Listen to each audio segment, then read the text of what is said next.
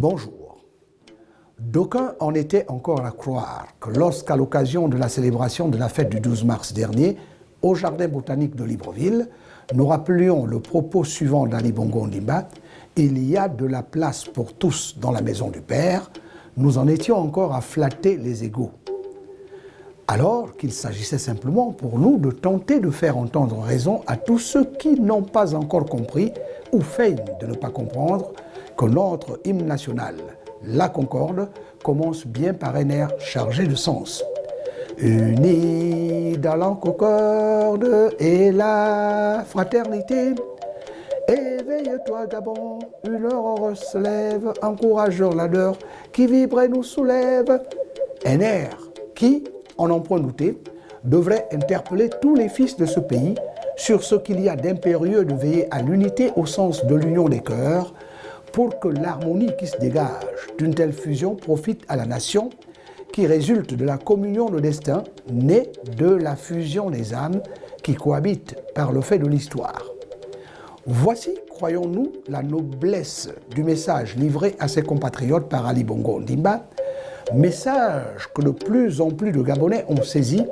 à l'instar de l'ancien ministre délégué aux Finances sous Omar Bongo Ondimba, Charles Mba, que l'exil hexagonal de 6 ans a très certainement bonifié. En effet,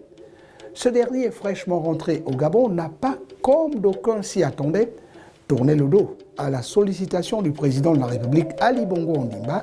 qui, ambitionnant de conduire son pays dans des délais raisonnables sur la voie sélective de l'émergence, en appelle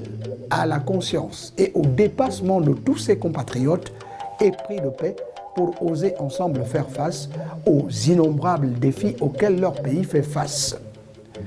Cela interpelle tous ceux qui se situent sur cette logique, les poussant à faire fi de leurs égaux, privilégiant l'intérêt supérieur de la nation, quitte à ce que cela frustre les champions d'une résistance qui ne s'explique souvent que parce que, comme l'oiseau, on a laissé des plumes quelque part. Charles Mba, cadre influent de l'Union nationale UN, parti politique de l'opposition dite radicale, créé au plus fort d'une crise non pas idéologique, c'est un tout autre débat, mais d'humeur entre hiérarques du Parti démocratique gabonais PDG au pouvoir depuis sa création en 1968,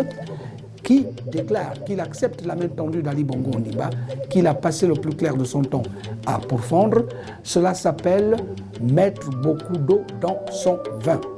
Ou bien, parce que l'audience a lui accordé mardi 28 juin dernier par le chef de l'État au palais présidentiel de Surpoix dénote une grandeur d'âme partagée qui nous laisse croire en une méditation des deux personnalités sur une formule fort simple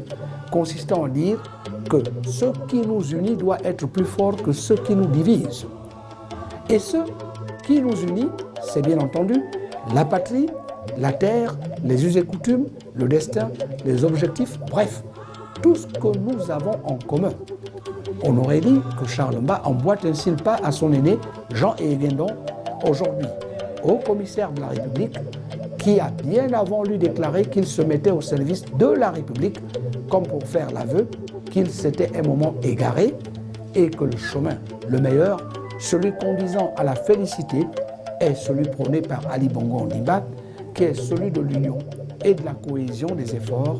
pour susciter le dynamisme nécessaire à insuffler la dynamique du développement auquel aspire tant le numéro 1 gabonais. De ce point de vue, à la lumière de l'acte de Charles Mba, l'on peut se permettre d'affirmer qu'Ali Bongo Ondimba vient là encore de démontrer qu'il sait se mettre au-dessus de la mêlée dès qu'il s'agit d'évoquer le développement de son pays, qui passe inéluctablement à ses yeux par la conjugaison de tous ses fils et la nécessaire compréhension mutuelle entre eux. À très bientôt.